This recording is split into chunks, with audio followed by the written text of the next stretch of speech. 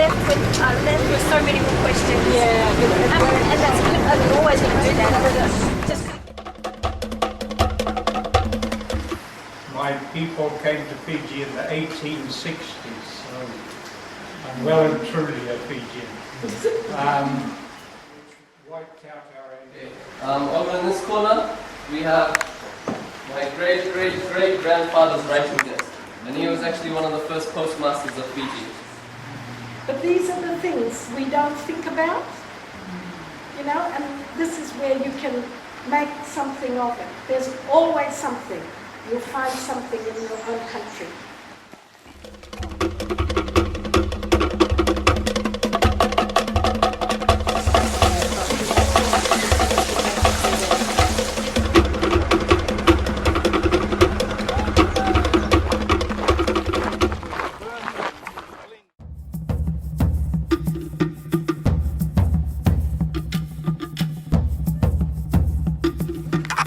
Grease trap separates the grease, the fat oils, and what comes out, okay, it looks still a bit soapy, but you can grow dalo and anything you want in there. That's why as you drive around, you'll see huge dalo just near the kitchen. Evelyn, where are we going? We're going to Friend, which I think is a not-for-profit organisation which helps with vocational training of underprivileged children in particular, so young youth.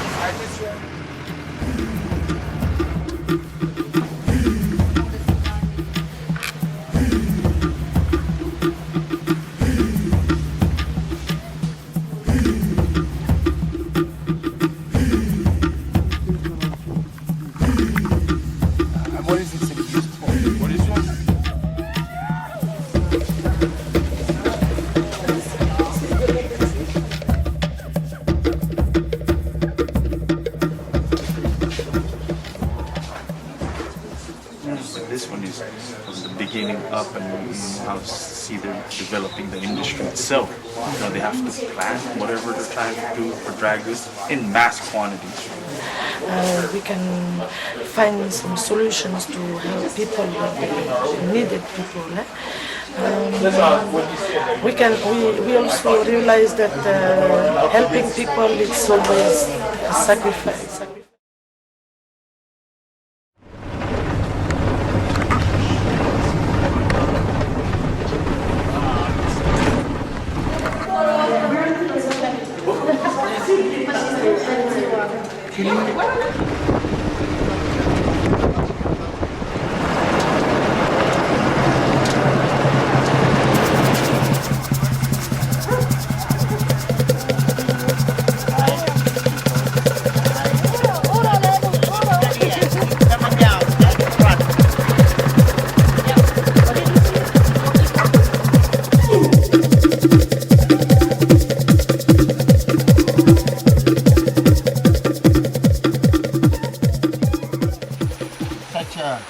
Marvelous thing, basically you bleed it first.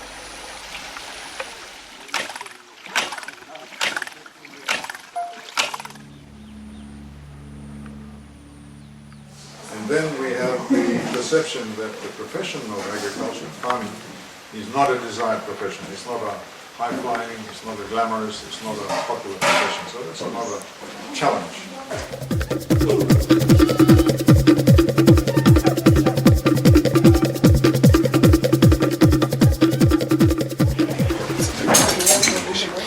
This place has raised a number of leaders in Fiji in terms of the feminine gender. We will end up in Watson and the purpose for which the school was established. Especially most of the challenges that I face as an individual, back home with my family or with friends.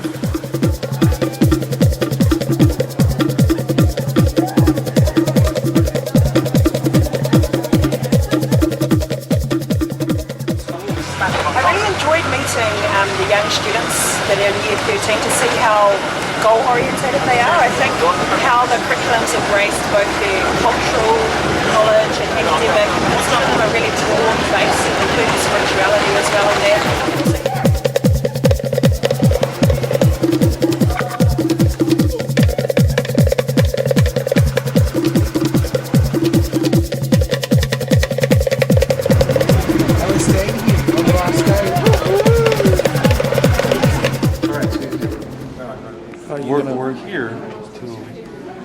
meet with the president of Fiji, and we addressed the president.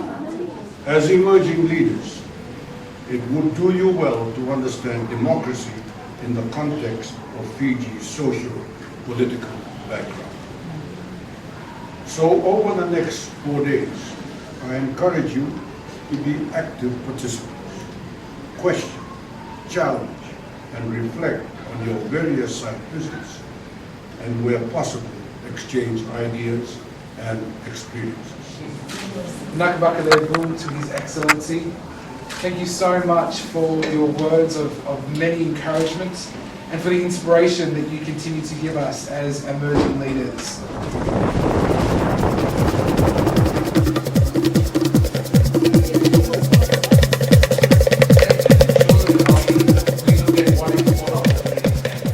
But there are some people are also called natural leaders. Pure Fiji. If you'd like to follow me, the staff will welcome you to our home way through.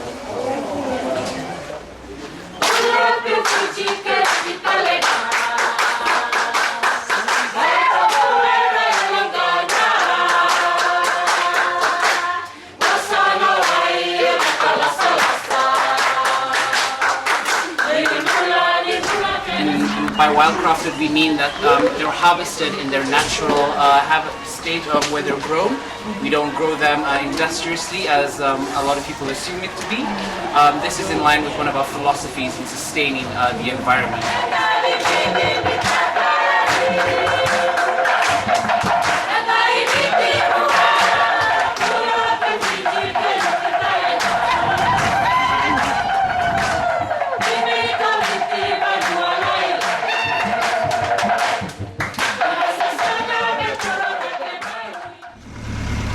My name is Iese. I'll be your host for today. Welcome to the Tamboro Prison Complex. You are lifers and 8 years and above. Don't worry, you guys will get it. Don't be scared. They're just human beings just like you. Yeah. But just bad decision makers, eh? Yes.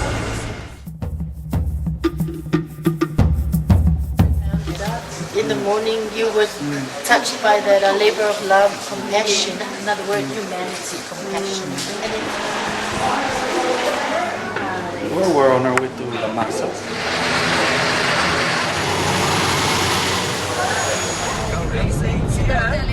Down.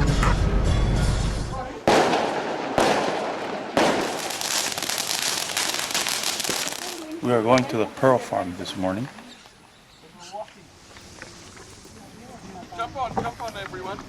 We don't have enough seats. Bit since then. I think some of the stuff that's interesting about farming in the Pacific is, you know, dealing with issues like water rights and the rain, and it goes through the sand and it's just, you know, take them off, drill them. It's very different.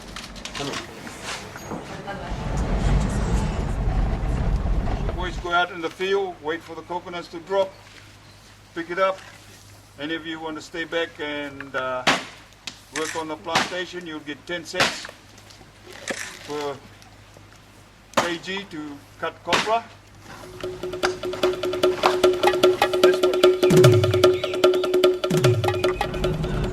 Yeah, this is where we make the oysters, so at the farm they actually got something to work with. Shove a tank of water.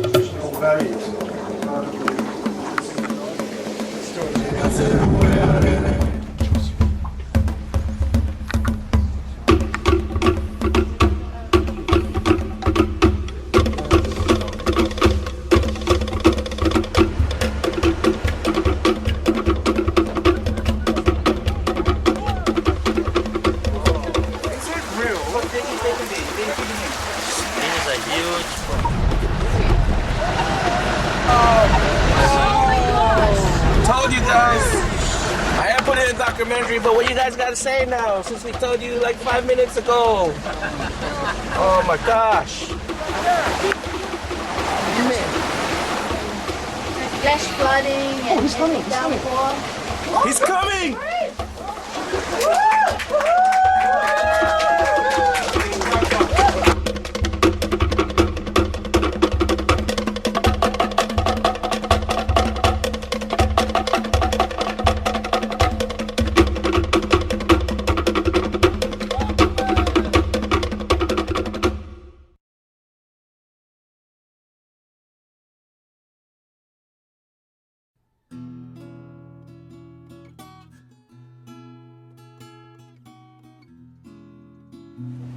Wellness.